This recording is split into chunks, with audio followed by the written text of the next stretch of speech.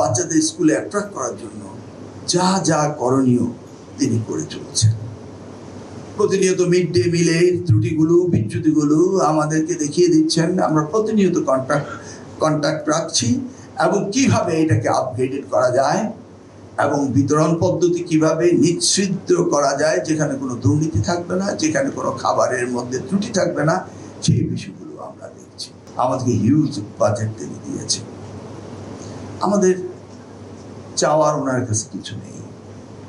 1.39 GDP budget দেওয়া হয়েছিল গত সরকার এবং ইমিডিয়েট পাস সরকার।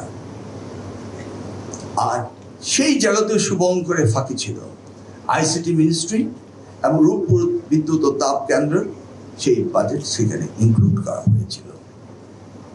আমাদের কিন্তু পিওরলি 2% বাজেট আমাদেরকে তিনি দিয়েছেন, যা 1,36,000 কোটি টাকা শিক্ষা মন্ত্রণালয় প্রাইমারি থেকে টারশিয়ারি পর্যন্ত। এবং তিনি প্রমিস করেছেন ক্রমান্বয়ে তিনি জিডিপির 5% নিয়ে যাবেন। এখন আসা যাক, শিক্ষকদের অভাব রয়েছে। যদিও আজকে এই অনুষ্ঠানে সাংবাদিকরা কেউ এটা উপলব্ধিও করতে পারেনি। শিক্ষকের অভাবের কথা একটি জায়গায় শুধু বলা হয়েছিল, ওই যে ওখানে নামটা বলে গেলাম, আপনার পাশে বসে আপনি বলেছেন, আর কেউ বলেনি। কারণটা হলো কি জানেন? সকলেই ঢাকায় আসতে চায়, সকলেই ঢাকায় অ্যাটাচড হয়ে থাকতে চায়, এই জন্য ঢাকা শহরে শিক্ষকের অভাব নেই। কিন্তু গ্রামান্তরে গিয়ে দেখুন, আমি মাননীয় প্রতিমন্ত্রীকে জিজ্ঞেস করলাম, ভাইয়া তোমার কয়টা স্কুল? বললো 18টা। আমি একটু লজ্জা পেলাম। আমার 171টা।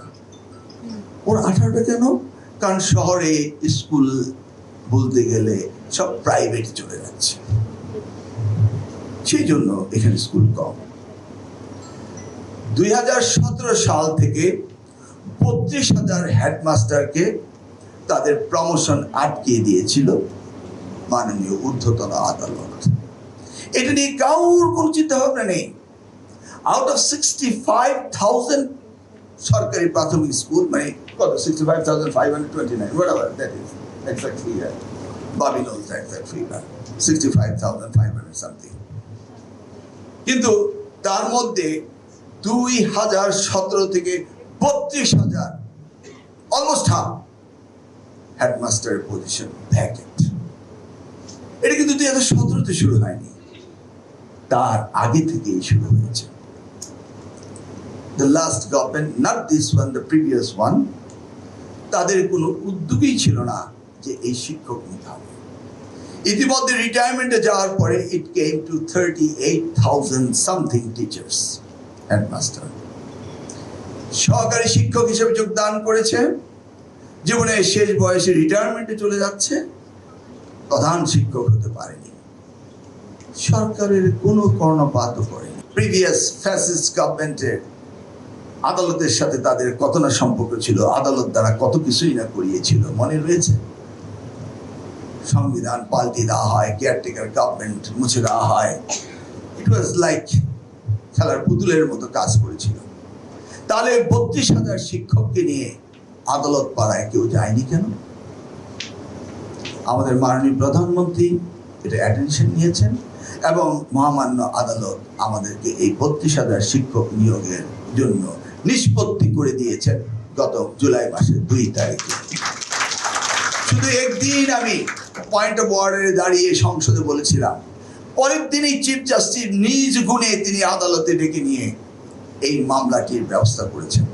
তাহলে বুঝতে পেরেছেন মহামান্য আদালতও আমাদের শিক্ষাকে পছন্দ করে। নিশ্চয়ই আমি সচিব মহোদয়কে আদেশ করলাম যে তাড়াতাড়ি প্রমোশনটা দিয়ে দেন, নতুন শিক্ষকগুলো আমরা নিয়ে নিই। আবার 113 জন মামলা করে বসল। ওরে আল্লাহ, একই আজকে 21 তারিখ, মামলা করার পরের সপ্তাহে আমি শুধু একটি চিঠি পাঠিয়েছিলাম অ্যাটর্নি জেনারেলের কাছে। চিফ জাস্টিস আবার নিজ গুণে এই মামলাটা লিস্টে এনে আবার ভেকেট করে দিয়েছেন। দেখতে পেরেছেন? সবাই চায় এই শিক্ষা, আমাকে দৌড়তে হয়নি। 1 সপ্তাহে আবার ওই মামলাটা ভেকেট করে দিয়েছে। তাৎক্ষণিকভাবে আমি আবার সচিব মহোদয় ডিজিকে বললাম ইমিডিয়েটলি এই 32,000 শিক্ষককে পোস্টিং দিয়ে দেয়। কাজ চলছে। আমি জিজ্ঞেস করেছিলাম কয় তারিখের মধ্যে দিতে পারবেন? এ তো বিশাল কর্মযজ্ঞ। উনি বললেন 3 সপ্তাহ। না না, আমি বললাম কত? সেটা বললাম না, 7 তারিখের ভিতরে দিতে হবে। কি বললাম আমরা দুজনে মিলে? আমরা দুজনে সময় দিতে রাজি না। তো বললো যে স্যার, এ তো বিরাট কর্মযজ্ঞ। এই 32,000কে পোস্টিং দেওয়ার পরে আমাদের লাগবে আরো 38,000। সেই 38,000 জন্য সাথে সাথে সচিব, প্রতিমন্ত্রী, আমি ডিজিকে বললাম এই 38,000 কি করা যাবে? উনি বললেন এটা আমাদের নিতে হবে, তবে আমরা পোস্টিংটা দিয়ে দেখি এক্স্যাক্টলি কতজন পজিশন ভ্যাকেট হয়েছে সেটা আমাদেরকে জানিয়ে তারা এটা করবেন।